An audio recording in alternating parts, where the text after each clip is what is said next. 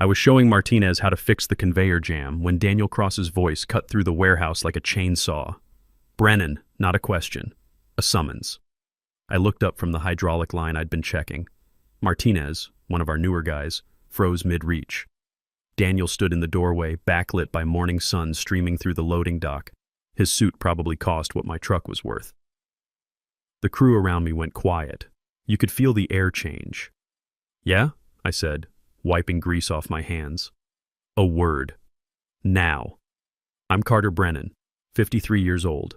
Been with this company 32 years, since I was 21 and fresh out of the Marines. 2 tours, Afghanistan, then Iraq.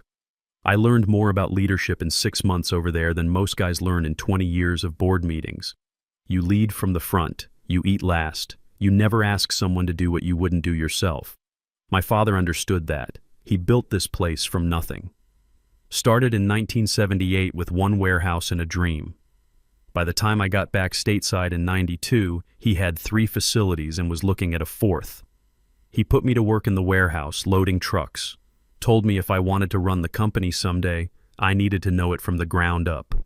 Daniel Cross became CEO 6 weeks ago. This was the first time he'd spoken directly to me.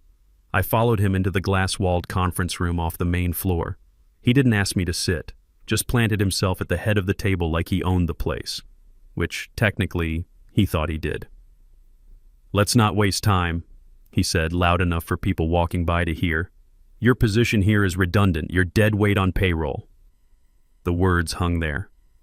Outside the glass, silhouettes slowed down. The office grapevine was about to catch fire. I kept my face neutral. "I see. Pack your desk. Security will escort you out within the hour. No warning, no discussion. Just public humiliation dressed up as executive decision-making. The kind of move guys like Daniel think shows strength. Really just shows they've never had to earn respect the hard way." He expected anger, maybe begging. Instead, I nodded once. Understood. That threw him. Just a fraction. "That's it?" "That's it." What Daniel Cross didn't know, what nobody in this building knew, was that 3 weeks ago I'd signed documents making me the majority owner of this company, 68% of voting shares to be exact. My Aunt Louise, my father's sister, had inherited a controlling stake when Dad passed 5 years back. She'd held on to it quietly, managing from a distance. But 6 months ago, when the board announced Daniel as the new CEO, she called me. "Your father built something good," she'd said. "This man's going to destroy it. Are you ready to do something about it?"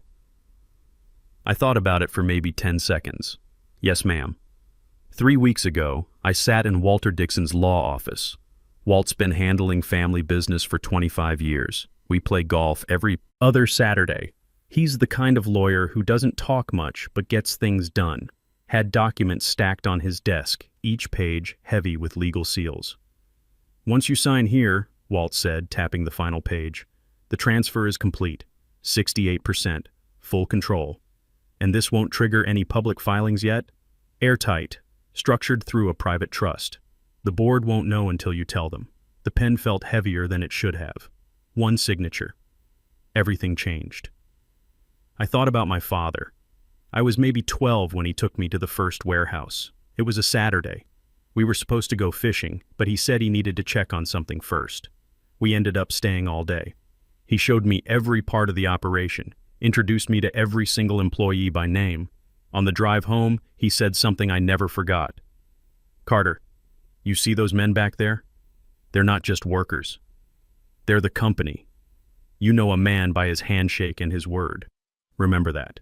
A company is built by hands, not by suits." I was young enough that I didn't fully understand, but I remembered. Now sitting in Walt's office with that pen in my hand, I understood perfectly. I signed. Walt slid the documents into a locked leather folder. "Congratulations, you now control the company your father built." "I don't want to control it," I said. "I want to fix it." Now, standing in that conference room while Daniel announced my termination like he'd won a war, I understood what my father meant. You don't win by shouting. You win by building something that lasts. I went back to my desk without a word. My team, well, former team, pretended to work.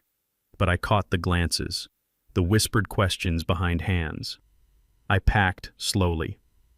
The coffee mug from the warehouse crew's Secret Santa 3 years back. The small cactus that somehow survived on my desk. A framed photo of Dad and me at the ribbon cutting for our second facility. Both of us squinting into the sun, proud for reasons I couldn't have named then. Security arrived. 2 guys I'd known for years. They looked embarrassed. "Sorry, Carter," one of them muttered. "Just doing your job, Mike," I said. No hard feelings. As they walked me to the elevator, I caught my reflection in the glass. Calm. Steady. And if you looked close, maybe the hint of a smile. The next shareholders meeting was scheduled for next Thursday, and I wouldn't be attending as an employee. That evening, I sat in my living room with Walt's leather folder on the coffee table. 68%. I ran my fingers over the embossed seal. My phone buzzed. 2 missed calls from HR. 1 email marked urgent. Exit interview mandatory tomorrow at 10. I poured myself 2 fingers of bourbon and set the phone face down. Let them wonder. Instead of dealing with HR, I opened my laptop and typed a message to Walt. "We move next Thursday. Prepare the formal notice." His reply came back in under a minute. "Understood. Expect pushback once it's served." Pushback was exactly what I wanted. I didn't go near the office that week. Instead, I spent my time gathering ammunition. Not the dramatic kind, just facts, numbers, the boring corporate evidence that boards can't ignore when it's stacked right in front of them. First stop was Raymond Aldrich. Ray and I go back to basic training at Paris Island, 1989. He got out a year before I did, came home, worked construction for a while. When I joined the company, I brought him in 10 years ago to run logistics. He's the kind of guy you want in your corner when things go sideways. We met at Murphy's Diner, 3 blocks from the office. Old school place, red vinyl booths, coffee that could strip paint. Ray slid into the booth across from me. "What the hell happened?" "Daniel's strutting around like he won the lottery." "He thinks he did," I said. "I'm letting him enjoy it before reality hits." Ray leaned in, lowering his voice. "Carter, what are you planning?" "Nothing illegal, but I need information. Real numbers, the ones Daniel's not showing the board." His expression shifted. Understanding dawned.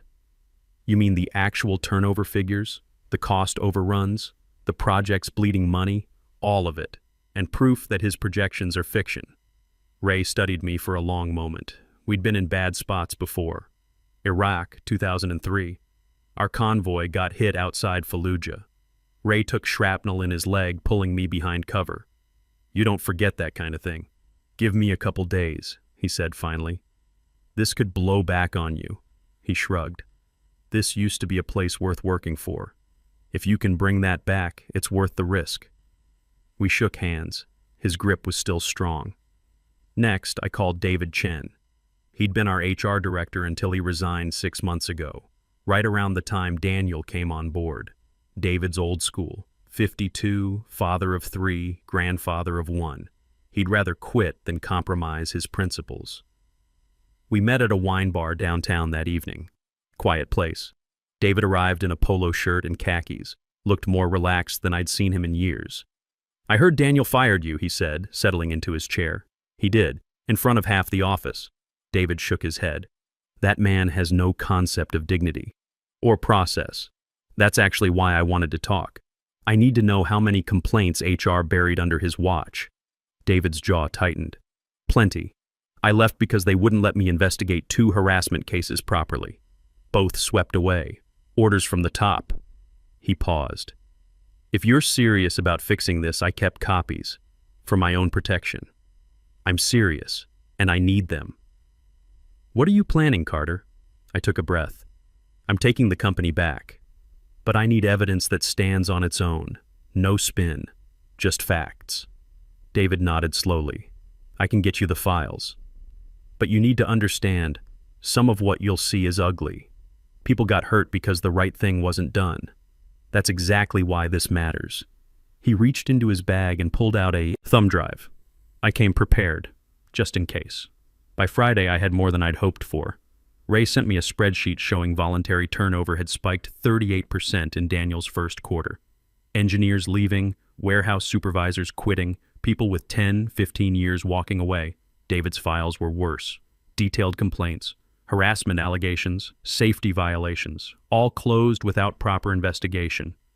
Daniel's signature on the closure forms. Then there were the email chains Ray had pulled from the server, Daniel and the CFO discussing how to massage quarterly numbers. Creative accounting, they called it. My father would have called it lying. None of it was sensational. It was worse than that. It was boring, undeniable corporate malpractice, the kind that makes board members nervous about liability. That weekend, I didn't celebrate. I worked, organized everything into a binder with tabs, finance, HR, operations, projections versus reality. Every number backed by a source, every complaint documented with dates and signatures. Walt called late Sunday evening. I've prepared the notice. Once you sign, it goes by courier to each board member. Special meeting to review executive leadership. Send it Monday morning. They'll call you the second they get it. I'm counting on it. Monday at 9, my phone started buzzing. Unknown numbers. Texts from board members I barely knew. Patrick Redmond, the senior guy, left a voicemail that was half confusion, half panic. "Carter, what is this? Is this some kind of mistake?" I didn't reply to any of them. Silence was part of the plan. The less they knew before Thursday, the more off balance they'd be. Tuesday, I met with Caroline Webb. She runs a governance consulting firm, big corporate clients. When boards have problems they can't handle internally, they call Caroline. I'd worked with her 2 years ago on a compliance audit, sharp as they come. She arrived at the hotel lounge with her leather briefcase, hair pulled back, all business. "Walt gave me the overview," she said. "I need details." I slid the binder across the table. "Everything in here is verified. I'm not interested in smearing Daniel. I want a factual case that stands on its own." Caroline spent 20 minutes flipping through pages. Didn't say a word, just read, occasionally making notes. Finally, she looked up. "You've got more than enough. This isn't just bad leadership. It's fiduciary negligence. If the board ignores this, they're exposed legally. That's the point. They can't wave it away. Thursday's going to be ugly. You ready?" I thought about my father, about the men and women who'd built this company with their hands, about Martinez, learning to fix that conveyor because nobody above him cared enough to teach him properly anymore. I've been ready since the day he fired me. Wednesday afternoon, Ray texted, "Daniel's on edge, canceled meetings, locked in his office. Something's coming." I typed back, "Thursday." That night, Ray and I met one more time, same diner. He slid a USB drive across the table. "Server logs for Q2 reports," he said quietly. "You'll see what we actually made compared to the fantasy numbers Daniel fed the board." I didn't need to look to know it would be damning. "Why are you doing this, Ray?" He looked at his coffee. "Remember Fallujah? Every day. You told me something that night, after we got back to base. You said good leaders don't let their people get killed for nothing. They make sure the mission matters." He looked up. "This matters." I pocketed the drive. "Thank you. Make it count." Thursday morning, I woke up at 5, couldn't sleep anyway, made coffee, put on my charcoal gray suit, white shirt, navy tie, my father's Omega Seamaster on my wrist, same watch he wore the day he opened the first warehouse. Walt texted at 7. "They're gathering early, storm's coming." "Good, let it come." Walt met me in the lobby at 8:30. "They're all here, been talking since 8. "Good, let them talk." We took the elevator up. Neither of us said anything. Didn't need to. Walt's been doing this long enough to know when silence says more than words. When we entered the boardroom, conversation stopped dead. The long oak table gleamed under recessed lighting, every chair filled. Daniel sat at the far end, posture stiff, jaw tight. He looked like a man trying to convince himself he still had control. "Well," he said, tone almost mocking, "this is unexpected." I placed my folder on the table and sat at the head without asking. You could feel the room shift. "This meeting was called under the authority of the majority shareholder," I began. Patrick Redmond cleared his throat. "He's been on the board since my father's time." "Good man. Fair. Majority shareholder?" "Carter, what are you talking about?" I slid the ownership documents forward. 3 weeks before my termination, I finalized the purchase of 68% of this company's voting shares. Private transfer. Legally binding. Filed in accordance with governance protocols. Dead silence. A few board members leaned forward to read the documents. Laura Fields, one of the newer members, went pale. Daniel leaned forward. "You can't be serious." "I am." And I called this meeting to review current executive leadership. I opened the binder, slid the first packet to the board secretary. These are actual Q2 revenue numbers, pulled directly from internal server logs. They don't match the figures in the last board report. The secretary glanced at the page, then looked sharply at Daniel. Accounting variances, Daniel said quickly.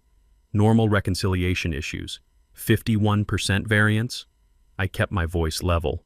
If that's normal, we're in worse shape than I thought. Patrick frowned, flipping through pages. Daniel, this is significant. It's a timing issue. Nothing more. I didn't argue. Just passed out the second set. HR complaint summaries. Formal employee complaints filed in the last 9 months. None investigated according to company policy. Laura looked up from her packet, eyes wide. These are serious allegations. Why weren't we informed? Because they were buried, I said, looking directly at Daniel. You signed off on at least 2 closures personally. Your signature is on the forms. Page 12. Papers rustled. Daniel shifted in his seat. The confident smirk was gone now. I distributed the final packet. Projections versus reality. Side-by-side comparisons of Daniel's growth projections versus actual performance. Revenue flat. Market share down 2 points last quarter. Employee turnover in key departments up 38%. I paused. Executive bonuses increased 22%. The only sound was pages turning. Patrick finally spoke, voice low and hard. Daniel, this is very troubling. Daniel's hands gripped the table edge. This is a personal vendetta. He's twisting numbers to... I'm presenting facts, I said calmly. The board's duty is to act in the best interest of the company and its shareholders. I'm the majority shareholder. This motion doesn't require a second vote. The words landed heavy. I picked up the final sheet. Formal motion to remove Daniel Cross as CEO effective immediately. As majority shareholder, I cast my vote in favor, 68%. Motion carries. Nobody moved. The board secretary cleared his throat. In accordance with company bylaws, the motion stands. Mr. Cross, your termination is effective immediately. Daniel stood abruptly. Chair scraped against wood. This is a mistake. You won't last a month without me. The company will fall apart. I closed the binder. We'll manage. He grabbed his briefcase, avoiding everyone's eyes. At the door, he turned back one last time. You have no idea what you're doing. I met his gaze steady. I know exactly what I'm doing. The door shut. Final. Laura broke the silence. That was unexpected. Patrick looked at me over his reading glasses. Carter, I'll be honest. I didn't know you had this kind of leverage. But if even half this data is accurate, the board had no choice. It's all accurate, I said. Every number sourced. Every complaint documented. The meeting shifted to procedure. We needed an interim CEO. I suggested Neil Hutchinson, head of engineering. Quiet guy, brilliant, been with us 15 years, zero interest in politics. Temporary only, Neil said when we called him in. And we need a real plan for the next 4 months. Exactly the kind of condition I wanted to hear. By the time we walked out, it was early afternoon. The lobby felt different, lighter somehow. I didn't take the corner office, not yet. Instead, I asked facilities to open the main floor conference room. Town hall in 30 minutes, I told reception. Everyone, floor staff, interns, contractors, night shift if they're still here. Nobody excluded. When people started filing in, they moved carefully, like they weren't sure if this was mandatory or dangerous. I stood at the front. No microphone, no PowerPoint, just me and a glass of water. Some of you know me, I began. Some of you saw me escorted out last week. Both things are true. Nervous laughter rippled through the crowd. I'm not here to make a speech. I'm here to tell you what happened and what happens next. Today, the board removed the CEO, effective immediately. We have interim leadership for 120 days. During that time, executive bonuses are frozen. We're hiring an independent firm to audit the last 3 quarters. Every HR complaint closed in the past year will be reviewed, properly this time. We'll publish the outcomes internally, no names, but real actions. Heads lifted, people stopped looking at their phones. If you filed a complaint and felt ignored, someone will contact you. If you left because you were pushed out or overlooked, expect a call if we need you back. This won't fix everything overnight. But it starts today. I gave them the details. New ethics line routed to external auditors, not internal HR. Email address monitored by Walt and 2 outside counsel. Whistleblower protections in writing. Not flashy, just infrastructure. At the end, I said what I'd promised myself I'd only say if I'd earned the right. Last week, I was called dead weight on payroll. I want you to know what payroll means to me. It means names, not numbers. If we can't say your name and describe what you do well, we don't deserve your work. Silence first, then applause. Not loud, not performative, just enough to know people heard the difference between performance and commitment. After they filed out, Ray found me near the back. "You did good." "It's a start," I said. "Long way to go." "Yeah," he said, "but it's the right direction." That night, I drove home past the old warehouse, the one where Dad cut the ribbon in '78. Lights were on, second shift running. I thought about what he'd said that Saturday when I was 12, about knowing men by their handshakes and their word. Daniel never understood that. He thought power came from titles and corner offices. My father knew better. Power comes from the people who show up every day and do the work. I was just getting started making sure they knew that mattered. The next weeks were unglamorous. Real work never is. We canceled a ridiculous executive retreat Daniel had booked at some mountain resort. 3 days, all expenses paid, for 20 senior managers to talk about synergy and optimization. The deposit alone was $60,000. That money went straight to paying back-owed overtime to the warehouse team. Turned out Daniel's pilot scheduling program had been miscalculating hours for 6 months.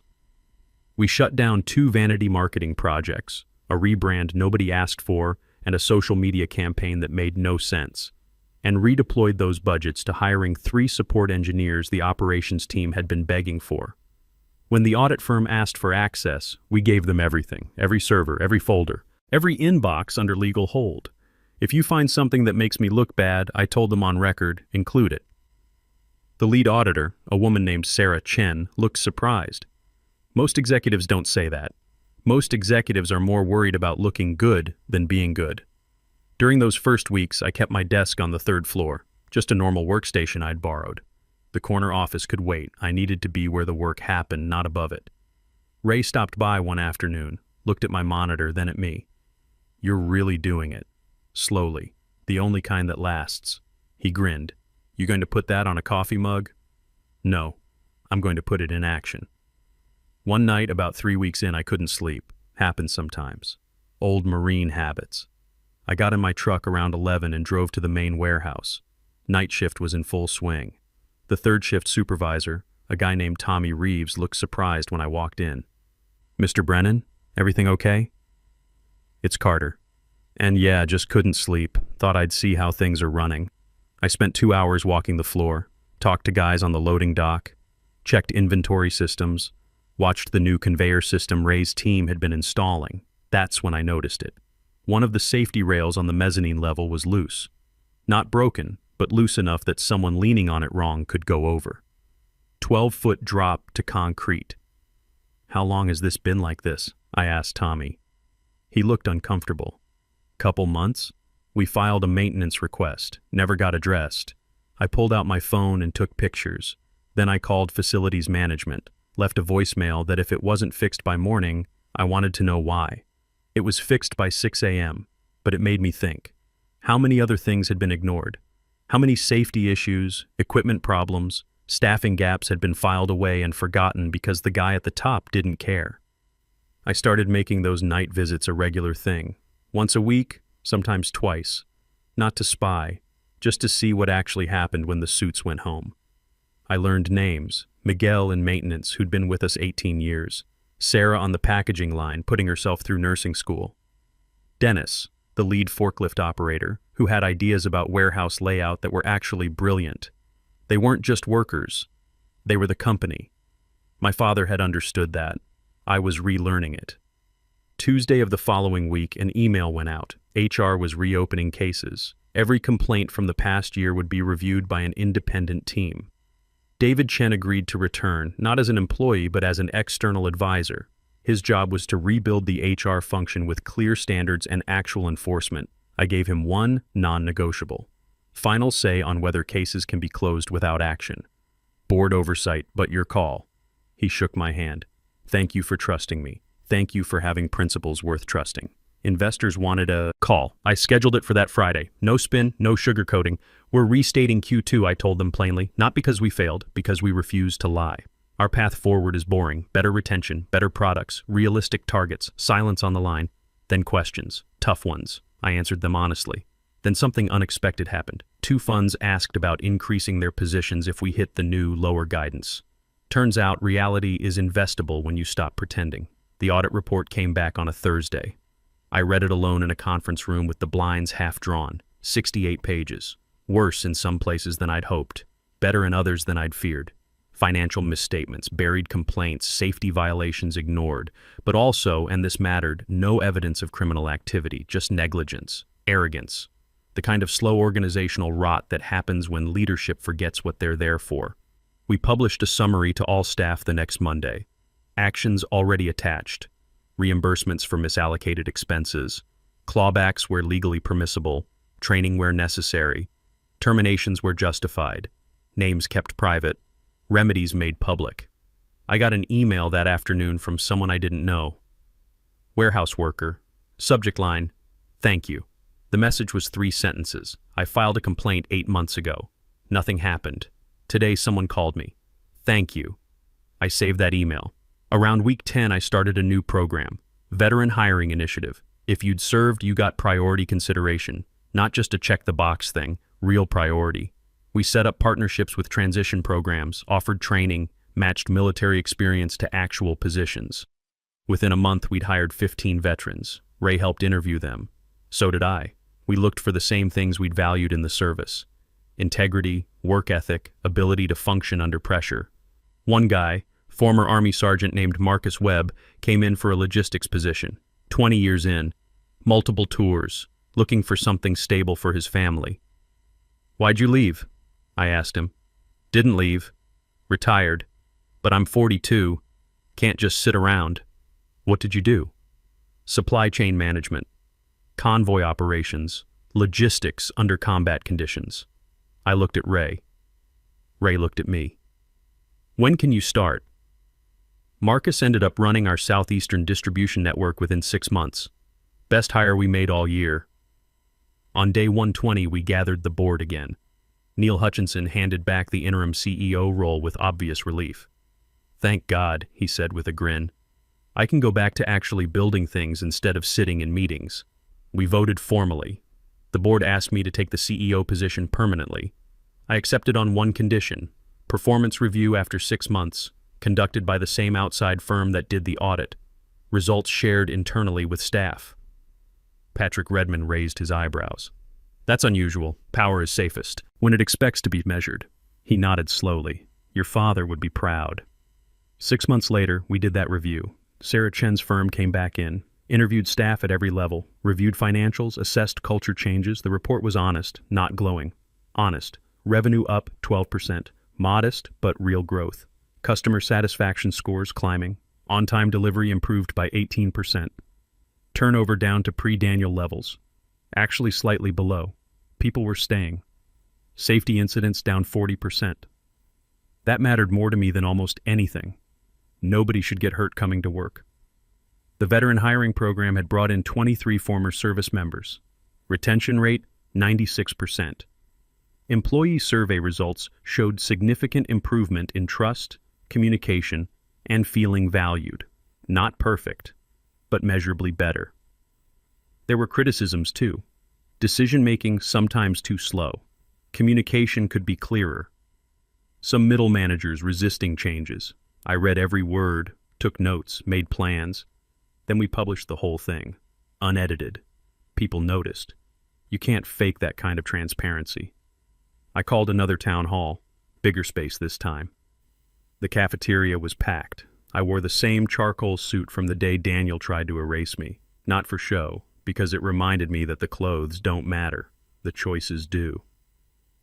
6 months ago, I began. I stood in a boardroom and made some promises. Better leadership, real accountability, actions that match words. Today I'm going to tell you how we did. I walked through the metrics, the good and the bad. Didn't sugarcoat anything. Revenue's up, that's good, but it should be higher, and that's on me and the leadership team to fix. Safety's improved significantly. That's everyone's win. Turnover is down because we're finally treating people like people, not line items on a spreadsheet. I paused, looking around the room. Faces I knew now, names I could match to jobs and families and aspirations. My father used to say a company is built by hands, not by suits. I finally understand what he didn't say out loud. The purpose isn't just to make things or earn money. The purpose is to make people better, not smaller. I kept it shorter than last time. These folks had work to do. Leadership isn't about being the loudest voice in the room. It's about being accountable when things go wrong and giving credit when they go right. If you want to call what happened here revenge, fine. But the real revenge is choosing to rebuild what someone tried to break. And you did that. Not me, you. The applause was stronger this time. Still not performative, but genuine. Afterward, Lisa Rodriguez from operations found me near the exit. "Do you think Daniel knows?" she asked quietly. "How this all turned out?" I thought about it. I don't know. And I don't need to. That night I finally moved into the corner office. Didn't change much. Same desk, same view, but I replaced the photographs on the walls with images from the floor. The warehouse, the help desk, the production line, real people doing real work. On the credenza, I kept one personal item, the photo of Dad and me at that ribbon cutting. Both of us squinting into the sun, proud for reasons I understand now. I opened the latest quarterly report, revenue continuing to climb, slowly, sustainably, customer retention improving, new contracts signed, profit sharing restored, $2,400 per employee paid out last month. People could feel it in their paychecks. The kind of growth that lasts because it's built on something solid. Soft knock on the door. "Come in." David Chen stood in the doorway, tablet in hand. "Final update. We've cleared the entire complaint backlog, all cases reviewed, actions taken where warranted. People are starting to trust the process again." "Thank you, David." He hesitated. "You doing okay, Carter?" I looked around the office, at the city beyond the windows, at the company my father built and I'd fought to save. "Yeah," I said. Not triumphant, not vengeful, just steady. "We're okay."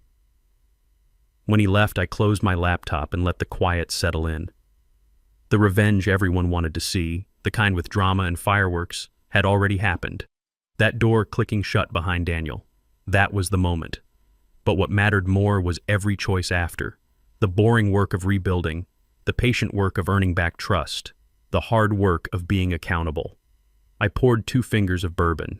Good stuff, not expensive, just honest. Picked up my phone and dialed. "Aunt Louise? It's Carter." Her voice came through warm and clear. "I was hoping you'd call. How'd the 6-month review go?" "Good. Honest. We published the whole thing. Your father would be so proud of you, sweetheart." I looked at his watch on my wrist. 7:45. I hope so. I'm trying to do right by what he built. You already have. The company isn't just surviving. It's becoming what it was always meant to be. We talked for a while longer, about family, about the future, about the small things that matter more than we realize. When I hung up, I sat in the quiet for a few minutes. Then I locked up and took the stairs down, all 12 floors. By the time I hit the lobby, night shift was clocking in. I knew most of their names now. "Evening, Carter," Miguel from maintenance called out. "Miguel, how's your daughter doing?" His youngest had been in the hospital last month. "Much better. Thanks for asking. Good to hear." Outside, my truck was waiting. 19 years old, 243,000 miles. Ran better than most of the fancy cars in the executive lot. I drove home the long way, past the original warehouse where Dad started it all. The lights were on, second shift running smooth. I thought about that Saturday when I was 12. The fishing trip we never took because he wanted to show me the company instead. How he'd introduced me to every single person by name. How he'd explained that those weren't just workers, they were the company. I'd been too young to understand then. But he'd been patient, knew I'd figure it out eventually. Took me 40 years, but I got there. Tomorrow we'd keep building. Tonight, I'd earned the bourbon and the quiet. I pulled into my driveway, killed the engine, and sat for a moment. The best revenge isn't destroying what hurt you. It's building something better than what was broken. My father taught me that, even if it took me a lifetime to learn it. I grabbed my briefcase and headed inside. Tomorrow, we'd keep building.